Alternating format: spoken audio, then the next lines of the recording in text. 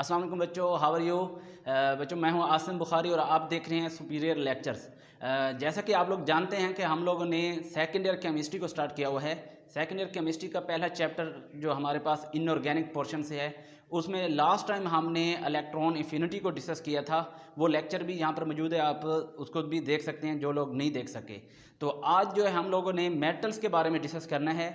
हम लोग डिस्कस करेंगे मेटल क्या होती हैं, उसके बाद हम डिस्कस करेंगे नॉन मेटल क्या होती हैं, इनका डिफरेंस आपस में डिस्कस करेंगे और उसके बाद इनका पीरियोडिक ट्रेंड जो है वो हम डिस्कस करेंगे। यहाँ से जो है एमसीक्यूज और शॉर्ट क्वेश्चन बन सकते हैं, तो इसलिए आप लोगों ने ध्यान से इसको समझना है। तो सबसे पहले जो है हम मेटल्स के ऊपर आते हैं कि हमारे पास जो मेटेलिक करैक्टर होती हैं वो कौन सी होती हैं। हम इसी से किसी एलिमेंट को पहचान सकते हैं कि ये मेटल है या नॉन मेटल है। Metals have tendency to lose electron.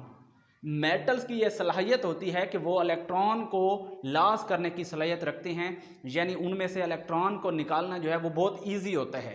तो इसलिए हम मेटल्स को इलेक्ट्रोपोजिटिव भी कहते हैं, इलेक्ट्रोपोजिटिव करैक्टर भी कहते हैं कि मेटल्स क्या पसंद करती हैं कि अपने इलेक्ट्रॉन को भगा दें और ख़ुद पॉजिटिव बन के आराम से बैठ जाएं।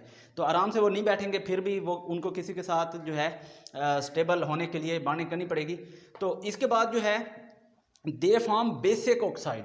मेटल्स जो हैं वो कौन से ऑक्साइड बनाती हैं, इनके जो ऑक्साइड होते हैं वो बेसिक करैक्टर के होते हैं। वो बेसिक करैक्टर के कैसे होंगे, हम एग्जांपल देखते हैं। जैसे यहाँ पर सोडियम ऑक्साइड है Na2O, तो इसको हमने वाटर के साथ मिलाया तो हमारे पास जो है क्या चीज़ बनी, सोडियम हाइड्रो ऑक्साइड। तो सोडियम हाइड्रोक्साइड क्या है, बेस बनाई है इन्होंने, प्योर बेस बना दी। तो ये वाला जो ऑक्साइड है ये बेसिक करैक्टर का है। तो हमारे पास जितनी भी मेटल्स हैं उनका ऑक्साइड कभी भी एसिडिक नहीं होगा बल्कि बेसिक होगा, ये आपने पॉइंट याद रखना है। इसी तरह से दूसरा पॉइंट है कि जो मेटल्स होती हैं वो गुड कंडक्टर होती हैं हीट और इलेक्ट्रिसिटी की। यानी ये हमारे पास जो है बेसिक करैक्टर समझी जाती है मेटल्स की, कि मेटल्स जो हैं वो अगर उनको आप हीट देते हैं, मेटल के एक साइड पे हीट देते हैं तो दूसरी साइड पे फ़ौरन हीट पहुंच जाती है। इसी तरह इलेक्ट्रिसिटी जो है वो देते हैं तो एक साइड से देते हैं, दूसरी साइड पे इलेक्ट्रिसिटी वहाँ ट्रैवल करना शुरू कर देगी। तो इसलिए आप लोग देखते हैं वायर्स वगैरह जो होती हैं वो कॉपर की बनाई जाती हैं, मोस्टली कॉपर क्योंकि मेटल है और वो इलेक्ट्रिसिटी को कंडक्ट करवाती है, अपने अंदर से गुजरने देती है। इनमें से इलेक्ट्रिसिटी क्यों गुजरती है वो आप जानते हैं कि मेटल्स के अंदर फ्री इलेक्ट्रॉन्स होते हैं, अवेलेबल इलेक्ट्रॉन हैं। जैसे ही पीछे से हम वोल्टेज देंगे तो वो इलेक्ट्रॉन फ्लो करना शुरू कर देंगे। वोल्टेज एक्चुअली धक्का होता है, वो धक्का हम देंगे यानी वोल्टेज देंगे, वो उसके अंदर जो फ्री इलेक्ट्रॉन्स हैं वो मूव करना, फ्लो करना शुरू कर देंगे। तो flow of electron he electricity होता है। तो इसलिए मेटल्स जो हैं इनको हम लोग कहते हैं कि ये अच्छी कंडक्टर हैं इलेक्ट्रिसिटी और हीट की। इसके बाद जो है नॉन मेटल्स के ऊपर हम लोग आते हैं। नॉन मेटल्स की खसूसियत है कि इनमें ये टेंडेंसी होती है कि ये इलेक्ट्रॉन को एक्सेप्ट करती है। अब देखें, मेटल्स वो हैं कि जो इलेक्ट्रॉन को लूज करने की सलाहियत रखती हैं, जबकि नॉन मेटल्स वो हैं कि जो इलेक्ट्रॉन को एक्सेप्ट करने की सलाहियत रखती हैं। इन दोनों की ये प्रॉपर्टी उलट हो गई। अच्छा, इसके बाद अगली जो है वो ये है कि नॉन मेटल्स एसिडिक ऑक्साइड बनाती हैं। इनके ऑक्साइड जो होंगे वो एसिडिक होंगे। जैसे आप देख सकते हैं SO3 यानी ये सल्फर ट्राइऑक्साइड और वाटर, ये हमने मिलाया तो हमारे पास जो है एसिड बना, प्योर एसिड H2SO4 एसिड बन गया। तो ज़ाहिर सी बात है अब ये ऑक्साइड जो था इसकी कौन सी खसूसियत थी, एसिडिक खसूसियत थी। इसी तरह से आप जानते हैं कार्बन डाइऑक्साइड जो है एयर के अंदर, ये भी जो एसिडिक रेन बनाने के तौर पर भी, यानी वहाँ पर आप जानते हैं कि एसिडिक रेन बनती है, वो किस वजह से बनती है, कार्बन डाइऑक्साइड की वजह से। तो कार्बन क्या है, नॉन मेटल है और उसका ऑक्साइड कार्बन डाइऑक्साइड, उसने एसिडिक जो है रेन बनाने में अपना काम दिखाया। तो इसी तरह से ये जो है खसूसियत हमारे पास मेटल और नॉन मेटल का आपको बुनियादी तौर पर जो फ़र्क वो समझ आ गया। अच्छा, अगली खसूसियत ये है कि जो नॉन मेटल्स होती हैं वो इलेक्ट्रिसिटी की पुअर कंडक्टर होती हैं, हीट और इलेक्ट्रिसिटी की पुअर कंडक्टर हैं।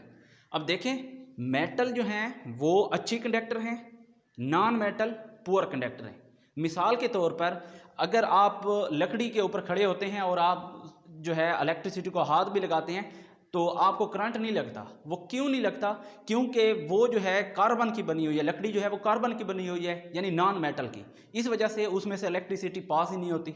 तो आप कभी ऐसा जो है आप लोहे के ऊपर, आयरन के ऊपर खड़े हो जाएं और जनाब आप इलेक्ट्रिसिटी को हाथ लगा लें, फिर देखते हैं कि आपके साथ क्या होता है। बेटा आपने ऐसा नहीं करना।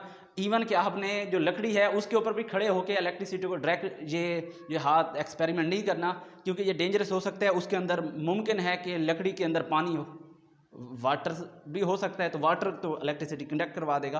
तो इसलिए तो इसके बाद जो है हम लोग आ जाते हैं इनकी जो ट्रेंड है, पीरियाडिक ट्रेंड, उसकी तरफ मूव करेंगे।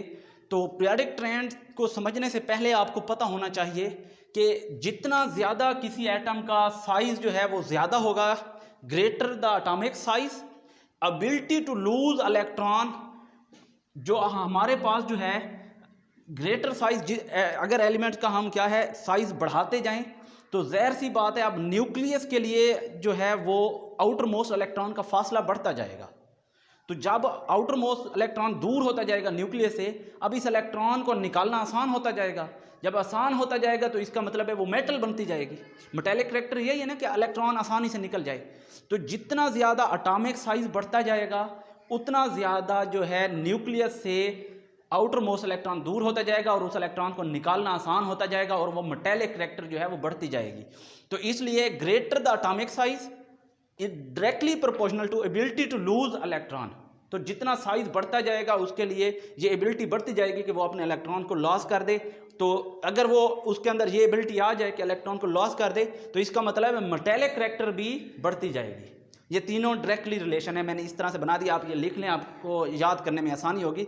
जितना साइज बढ़ेगा उतनी उस एटम में इलेक्ट्रॉन लॉस करने की सलाहियत बढ़ेगी, उतनी उसमें मेटेलिक करैक्टर बढ़ेगी। इसके बाद हम लोग अब जो है ये चीज़ हमने बेसिक समझ ली। अब हम ट्रेंड जो है इसका पीरियड वाइज और ग्रुप वाइज समझने की कोशिश करते हैं। अलोंग पीरियड आप लोग ये पिछले टॉपिक्स में भी पढ़ चुके हैं कि हम जब लेफ़्ट टू राइट मूव करते हैं तो हमारे पास जो है एटॉमिक साइज़ क्या होता है, डिक्रीज़ होता है। हमारे पास एटॉमिक साइज़ क्या होता है, डिक्रीज़ होता है। लेफ़्ट टू राइट जब आप पीरियड वाइज मूव करते हैं तो एटॉमिक साइज़ आपका क्या होगा, डिक्रीज़ होगा। आपका एटॉमिक साइज़ डिक्रीज़ होता है लेफ़्ट टू राइट और न्यूक्लियर चार्ज बढ़ता है। ये भी आपने पढ़ा है कि जो न्यूक्लियर चार्ज है वो ग्रेटर होगा, वो बढ़ेगा। एटॉमिक साइज़ क्या हो रहा है, कम हो रहा है। न्यूक्लियर चार्ज क्या हो रहा है, बढ़ रहा है। न्यूक्लियर चार्ज बढ़े क्योंकि एटॉमिक नंबर बढ़े, नंबर ऑफ प्रोटॉन जो है वो बढ़ रहे हैं यहाँ पर।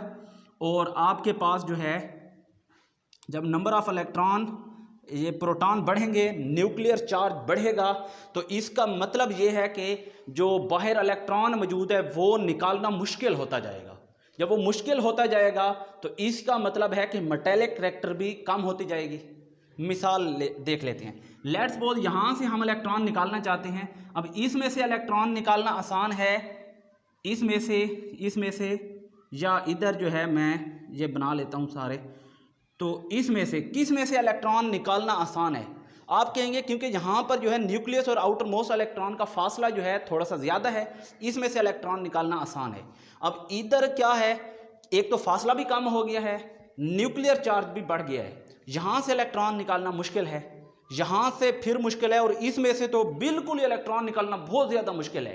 तो जब इलेक्ट्रॉन निकालना मुश्किल है, एबिलिटी जो है उस एटम की इलेक्ट्रॉन देने की वो कम हो गई है, तो इसका मतलब है मेटेलिक करैक्टर भी क्या हो गया है, कम हो गया है। क्योंकि मेटेलिक करैक्टर क्या है कि इलेक्ट्रॉन आसानी से दे देना, लेकिन इधर तो मुश्किल हो रही है। जब मुश्किल हो रही है तो मेटेलिक करैक्टर कम हो रहा है। तो ये वाली चीज़ आपको समझ आ गई। इसकी ये सारा बेसिक हमने एटॉमिक साइज़ क्यों बढ़ता है तो ये हमने पिछले लेक्चर्स में डिटेल से पढ़ा हुआ है।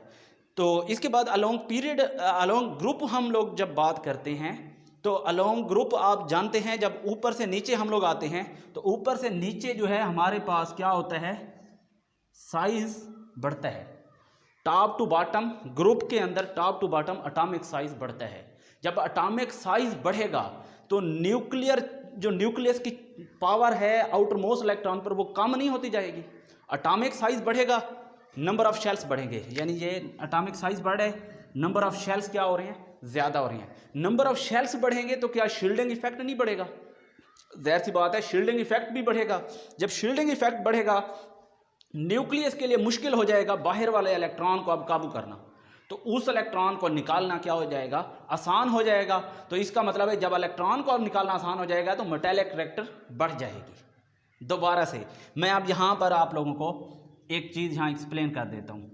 इस में से इलेक्ट्रॉन निकालना मुश्किल है या इधर से इलेक्ट्रॉन, किस में से इलेक्ट्रॉन निकालना, ये मैंने न्यूक्लियस बनाया और इसके ये शेल्स नहीं बनाए, बस इलेक्ट्रॉन को ही शो कर दिया है। तो किस में से इलेक्ट्रॉन को निकालना मुश्किल है, आप कहेंगे यहाँ से मुश्किल है, यहाँ से जो इलेक्ट्रॉन को निकालना आसान है। क्यों? क्योंकि साइज़ बढ़ चुका है। जब साइज़ बढ़ चुका है तो इलेक्ट्रॉन को यहाँ से निकालना आसान हो गया, तो जितना इलेक्ट्रॉन को निकालना आसान होता जाएगा मेटालिक करैक्टर जो है मैं ऊपर बता चुका हूँ उतनी बढ़ती जाएगी। तो ग्रुप में ऊपर से नीचे top to bottom metallic character बढ़ती है। तो ये हमारे पास, अच्छा अब आपको मैं एक चीज़ क्लियर करवा दूँ, पीरियोडिक टेबल के अकॉर्डिंग, जो पीरियोडिक टेबल में ग्रुप 1A और ग्रुप 2A, ये जो है सारी हाइड्रोजन के अलावा, सिवाय हाइड्रोजन के पूरी की पूरी ये क्या हैं, ग्रुप, ये मेटल्स हैं। तो ये ब्लॉक्स में भी मैं पढ़ा चुका हूँ। फिर जो दरमियान में आते हैं हमारे पास जो ट्रांजिशन एलिमेंट्स हैं डी ब्लॉक वाले, ये भी सारे के सारे क्या हैं, मेटल्स हैं। अब इसके नीचे जो है हमारे पास एफ ब्लॉक है, वो भी सारी की सारी क्या हैं, मेटल्स हैं। अब आप देख लें बेटा कि हमारे पास मेटल्स कितनी हैं, ग्रुप 1 है, group 2A, D block, F block, ये सारी की सारी मेटल्स हैं। यानी यहाँ का जो है समझ लें सुल्तान रही जो है पीरियोडिक टेबल का वो मेटल है, उन्होंने सारे पीरियोडिक टेबल को मोस्टली संभाला हुआ है। इस साइड पे जो आते हैं, जो आपके पास पी ब्लॉक है, ये जो पी ब्लॉक है, ये 7 नोबल गैसेस, ये भी पी ब्लॉक में है। तो ये क्या है आपके पास, नॉन मेटल हैं। क्योंकि आप लेफ्ट टू राइट मूव करते हैं, मेटालिक करैक्टर कम होता है, इसका मतलब है मेटालिक करैक्टर कम हो रहा है तो नॉन मेटालिक करैक्टर बढ़े, तो ये सारी नॉन मेटल्स हैं। ये क्या है, मेटल्स। तो ये सारी की सारी जो है नॉन मेटल नहीं, इनमें भी कुछ क्या है, मेटल्स मौजूद हैं। जैसे यहाँ पर ग्रुप 3A, यहाँ पर अब आपके पास जो है ब्रोन जो आप लिखते हैं, साथ में एल्यूमिनियम लिखते हैं। अब एल्यूमिनियम क्या है, क्योंकि साइज उसका बड़ा है, एल्यूमिनियम भी मेटल है। तो इसी तरह से इसके अंदर भी कुछ मेटल्स मौजूद हैं, या फिर हम लोगों ने मेटलॉइड में भी पढ़ा था कि इसमें थोड़ी सी सेमी मेटल्स भी आ जाती हैं। तो मतलब ये है कि आप लोग जब लेफ़्ट टू राइट मूव करते हैं मेटालिक करैक्टर कम होता है, जब ऊपर से नीचे जब आप आते हैं तो मेटालिक करैक्टर बढ़ता है। तो आई होप कि ये वाला लेक्चर जो है आपको बिल्कुल क्लियर से समझ आ गया है। मज़ीद जो है हम लोग इसको, आप लोग अगर कोई क्वेश्चन है तो वो कमेंट्स बॉक्स में आप पूछ सकते हैं। तो अगला जो है हम लोग इसके रिलेटेड जो बाकी टॉपिक्स हैं वो इंशाल्लाह जल्द हम अपलोड करेंगे। तो तब तक अपना और अपने घर वालों का ख्याल रखिए। अल्लाह हाफ़िज़।